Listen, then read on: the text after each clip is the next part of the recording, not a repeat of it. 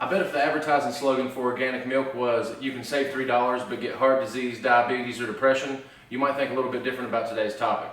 In 2003, my son was born, and it obviously changed my life just like it would anyone's. Shortly after he was born, it was time for him to start drinking regular milk. And then this is when his mother heard that there were big differences between conventional and organic milk. When she heard this, she spent several days looking into the differences of the two products, and what she found was actually astonishing. When she showed me the difference, I had no legs to stand on, and we had to make the obvious choice and switch. Over the past week, I've conducted vast amounts of research into the matter, and I've even found new things that she had never even seen. Although the two products are the same and go through the same processes, they are completely different. The production of organic milk is different compared to that of conventional milk, and organic milk also carries more health benefits than that of conventional milk.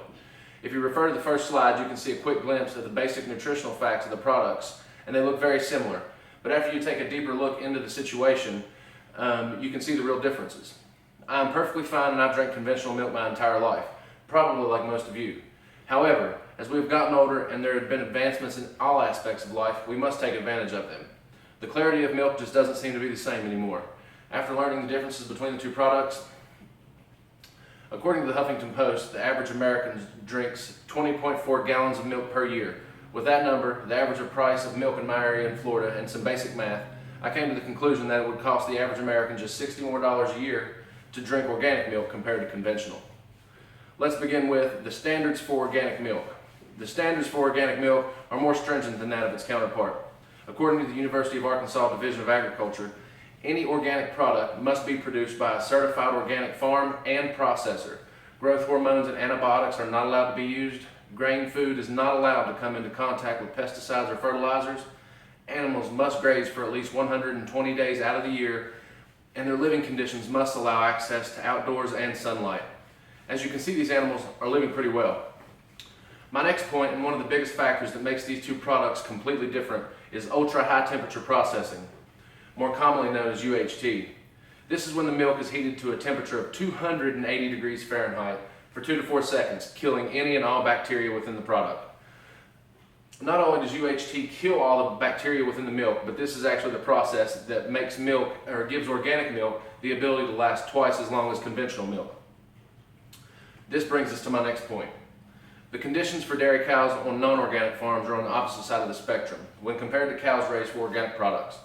The environment is much different. According to don'tforgetthecrumbs.com and many other sources, you can find anywhere on the internet.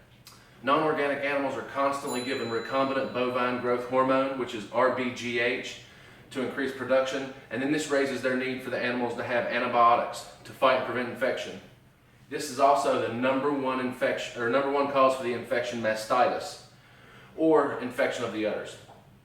Animals in which many are over 1,000 pounds are forced to live in areas that are 4 foot by 5 inches by 3 feet, and this isn't even enough room for these animals to lay down. A cow fed only diets with feed that does come in contact with pesticides, fertilizers, and there is absolutely no grazing at all in their diets. Pasteurization, which is the process used to preserve milk, generally happens in one of two processes. The first being low temperature long time, and this is when milk is heated to a temperature of 145 degrees for a minimum of 30 minutes. The second is high temperature short time, which is when milk is heated to 160 degrees for a minimum of 15 seconds, with the latter of the two being the most popular. Compared to UHT, which I spoke about earlier, you can tell how temperature that is almost 2 times both of those used in conventional milk can make the product that much better and kill all the bacteria within it. The use of RBGH, or recombinant bovine growth hormone, is one of the largest differences in the two products. According to the American Cancer Society, RBGH was approved for use by the FDA in 1993. The use of RBGH is banned in the European Union, Canada, and several other countries around the world, and is the leading cause, like I said earlier, of cows developing udder infections known as mastitis.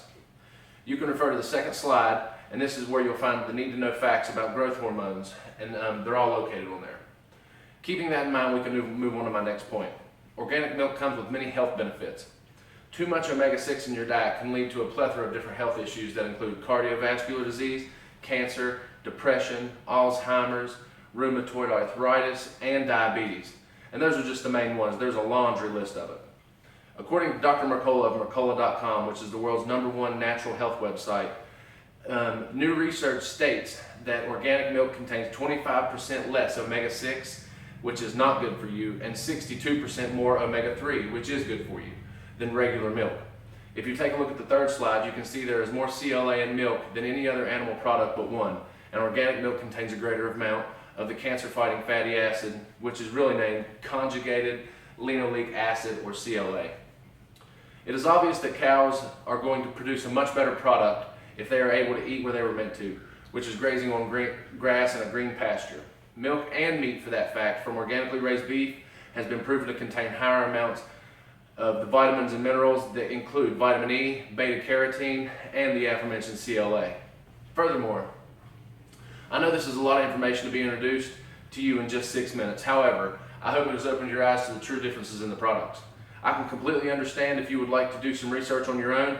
I assure you the information is not hard to find. After just a small amount of looking, one thing you will definitely notice is that so many sources say the exact same thing about the two products. In saying that, I mean that a great deal of people well more qualified than me agree that organic milk is better for you. I can understand if the price barrier is too much, because if that is a factor to many of us. I've known many people to buy regular milk for themselves and organic milk for their children, which, if that's what needs to happen, then that is definitely an option. I think the organic milk is truly a better option. It comes down to 16 cents per day. What is your choice?